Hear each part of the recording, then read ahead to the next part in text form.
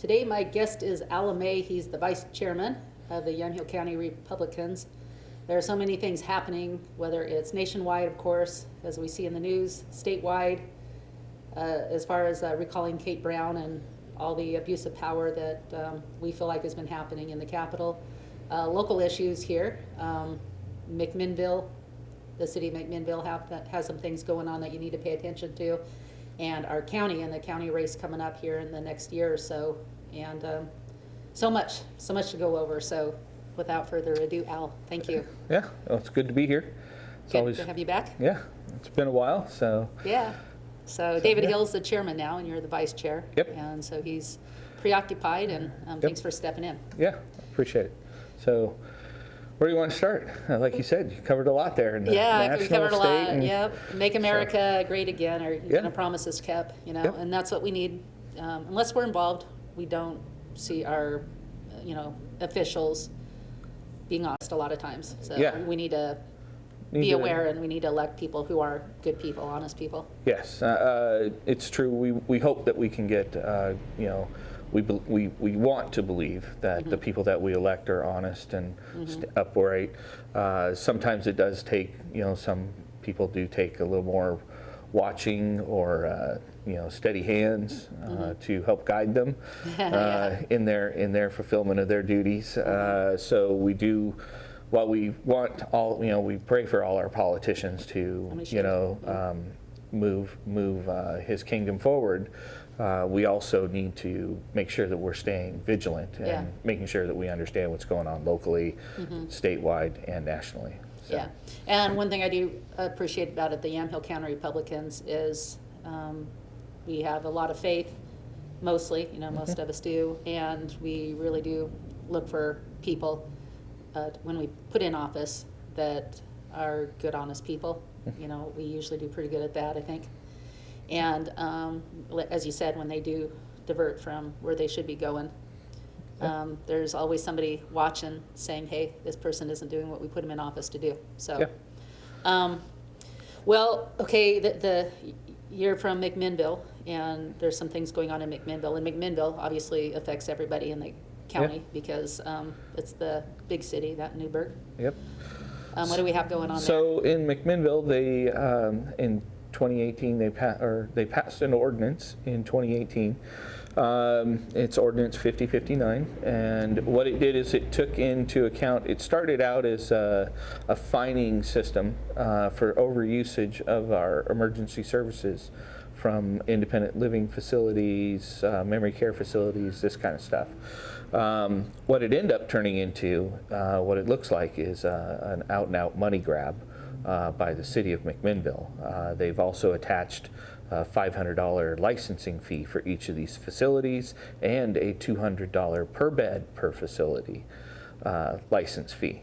So it equated to about $700,000 that went into the general fund. Which, for the city, which doesn't need to be there because they're saying, well, we should be able to curb overusage of these emergency services from these facilities by just tacking on a fine. Okay, so I've heard a little bit about that. I'm not from McMinnville, but this kind of thing. Yeah. That people who maybe call for a fire, or maybe they're careless with their fire burning or whatever, and they need help, services to come in. Yeah. Okay, you tag on a little bit of money, or I know some of the homeless people, because sometimes they want a warm bed. I mean, I know personally somebody who's done this, and I guess it's kind of out there where they want a warm bed, they just want attention, they want somebody to give them attention, and so they'll say emergency, and they'll wind up in the emergency room, cost taxpayers tons of money. And so that's the good thing. But this has been something. This is specifically targeted at seniors. At seniors, it was specifically targeted. Yes, for independent living facilities that more independent seniors can come and go in, all the way through memory care facilities, assisted living facilities, which require a higher standard of care, because some of those seniors can't get around. They have nurses, practitioners, and things on staff in those types of facilities that are more medically trained. what they wanted to do with this ordinance was stop the abuse of these facilities for calling 911 when someone needed, say needed to be lifted out of bed or something like this. So they decided that they wanted to institute some of this stuff. And what's happened is there's a lot of, you'll get a lot of unintended consequences from these types of actions.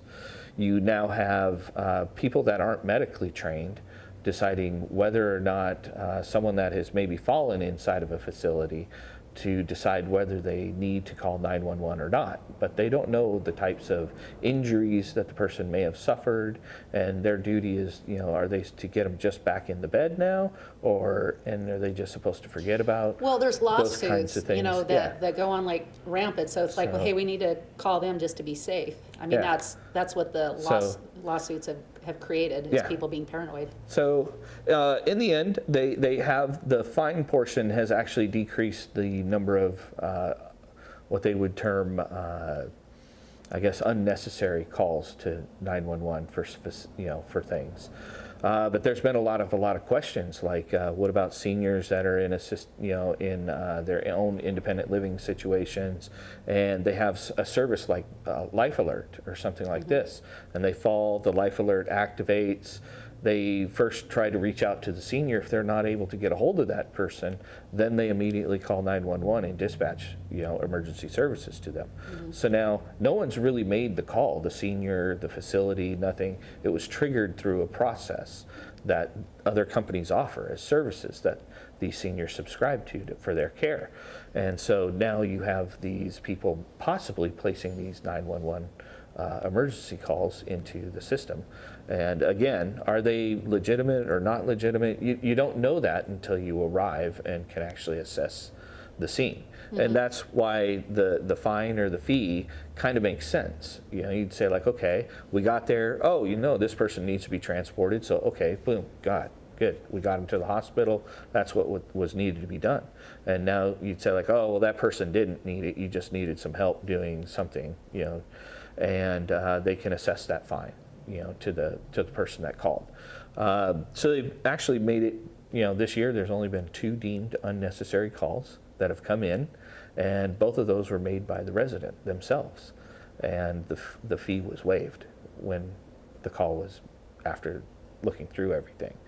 So they haven't actually collected any money on the fine, it looks like, this year. So what did you say about the 700,000? The licensing fee is in place regardless of whether there's abuse or not any abuse.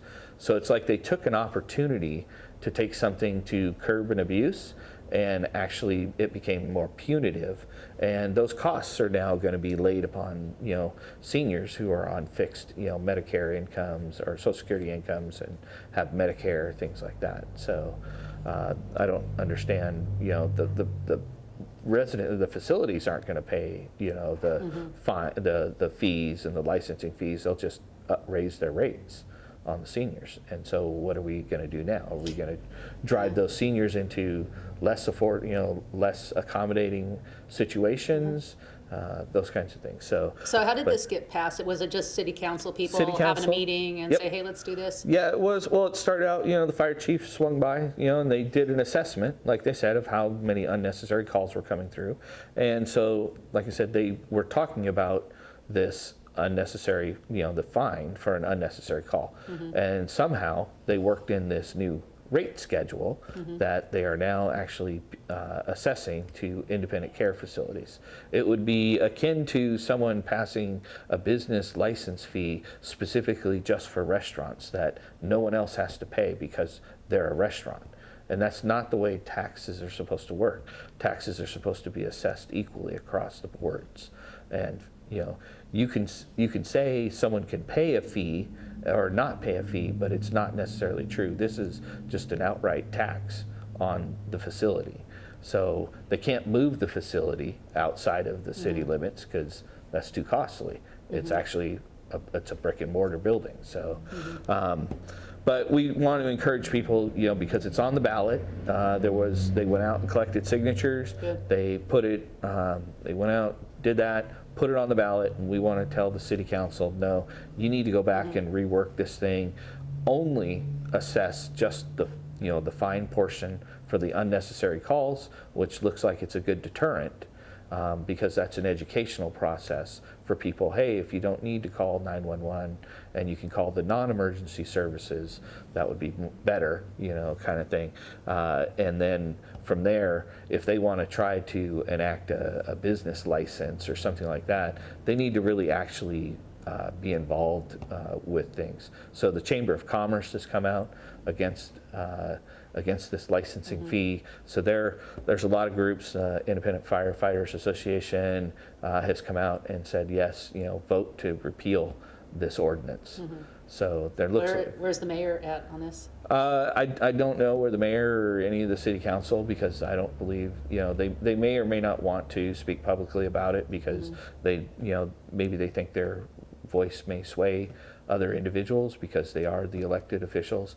But for us, it's more about informing the people of McMinnville, the voters, and to say, hey, get out and vote yes on this repeal. Okay.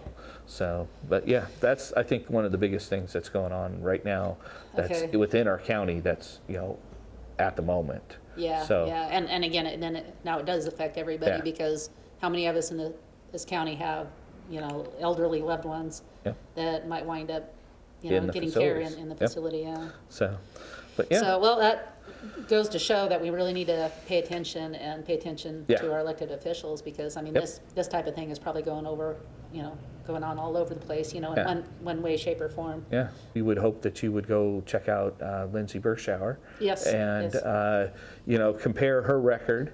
She's been on the Yamhill County Budget Committee for a while. She's very dedicated at finding, not just fiscally conservative solutions, but solutions that get to the heart of problems at an earlier stage instead of trying to fix things after they've become problems. So we would, that is one person that we would definitely want folks to go check out and learn more about in the coming months. Yeah, and I first got her name through Mary Sterrett as well, and who is in full support of her. So. Yeah. Well, where do you want to go now? What's happening in the state? Well, with the state, we had the recall Governor Brown. 2 of those petitions, we tried to gather enough signatures, but they, fell a little short. One person turned in all their signatures, and the other petition, since they didn't have enough signatures, they decided not to turn them in. So hopefully, at least we got the message out to a lot of people, both Democrats, Republicans, Independents, that Kate Brown is kind of bad for the state.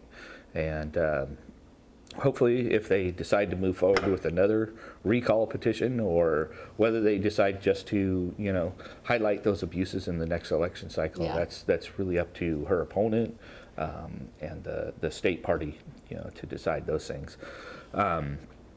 But in the legislature, we had House Bill 2015, which gave driver's cards to any resident of the state of Oregon, regardless of whether they're here as a legal status or non-legal status. And that kind of flew in the face of, Senate Bill 8, I think it was 833 a couple years ago, that overwhelmingly went down in this state.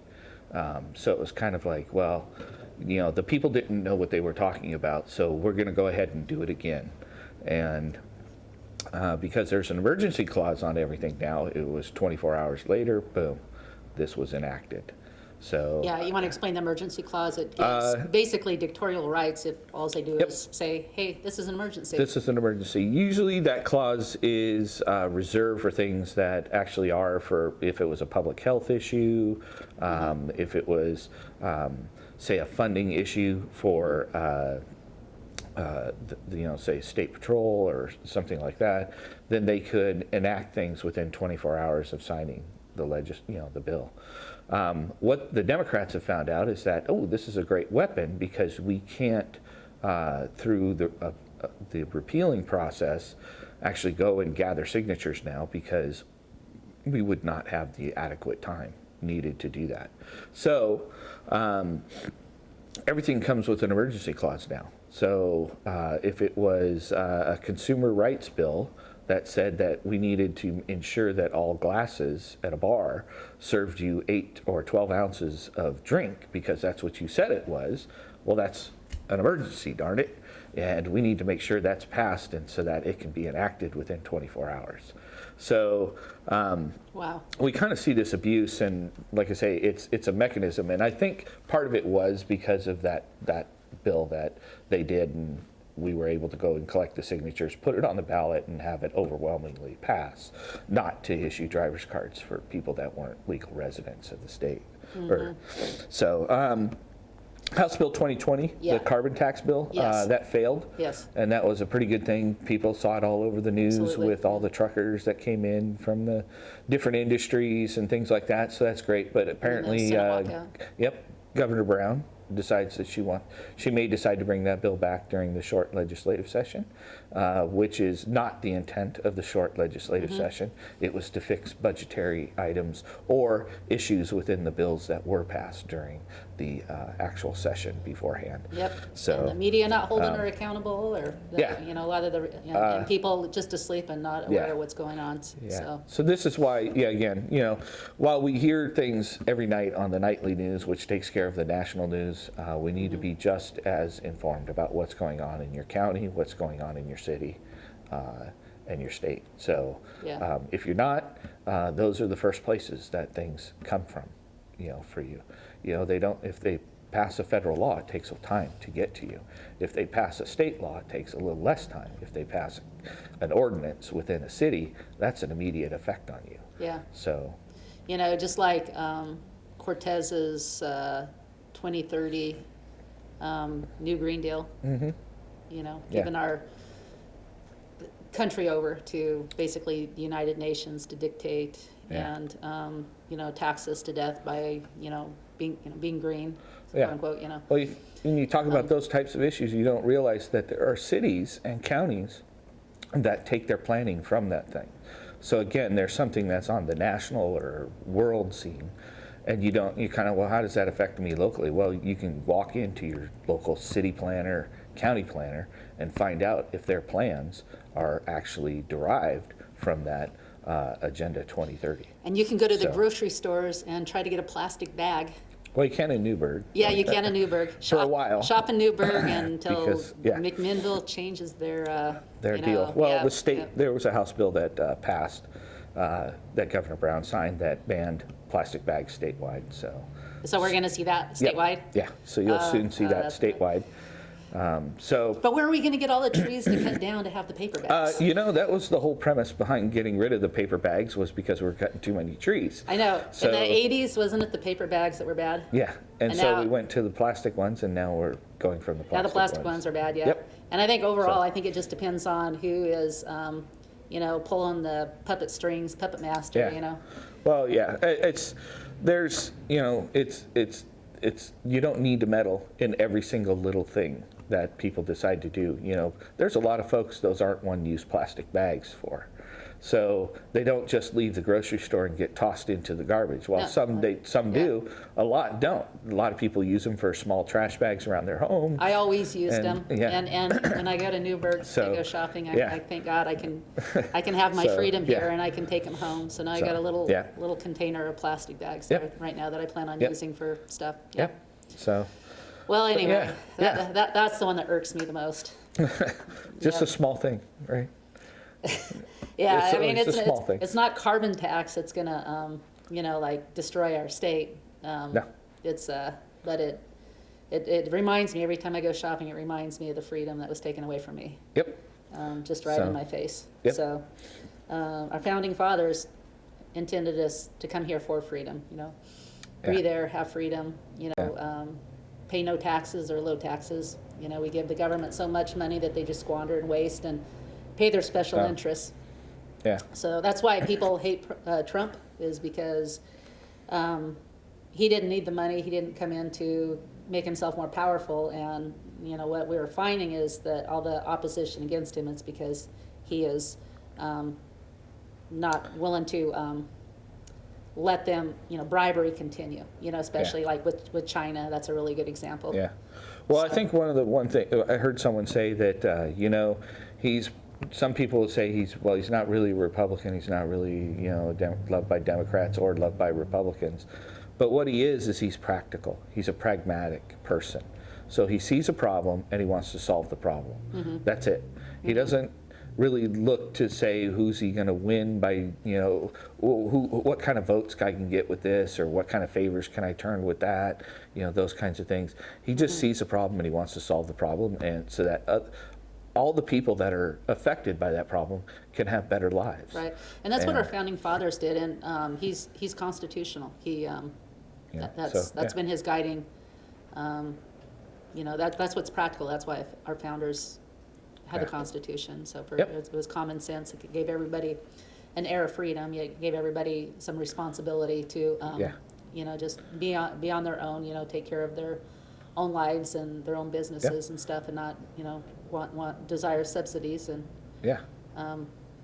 so people who oppose them, they want their subsidies. They want to continue their bribes. Yeah. Well, I think there's a difference, between giving people a hand up and a hand out. Yeah, that's right. So, some people have taken the general welfare clause of our Constitution and turned it into a handout instead of a hand up. Yep. And that's, I think, the biggest mistake that we've made as a country. That's right. Well, one reason is the church, a lot of times, for the most part, has stepped out. They're not taking care of the orphans and widows like they probably should.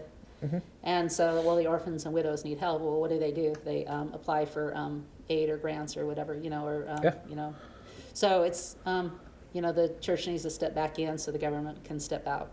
And, that would be nice. Yeah, that'd be nice. But that's a topic for another and then show. then I woke up from my dream. Yeah. So, okay, well, we're out of time. Yeah. Well, thanks for having me on.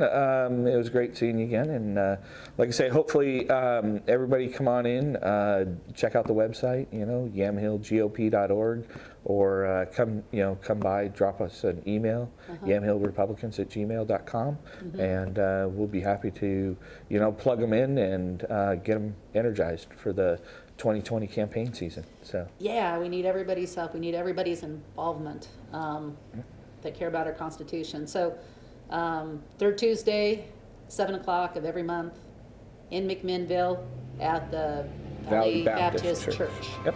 So we'll see you there. Thanks for tuning in. Have a good week. Bye-bye.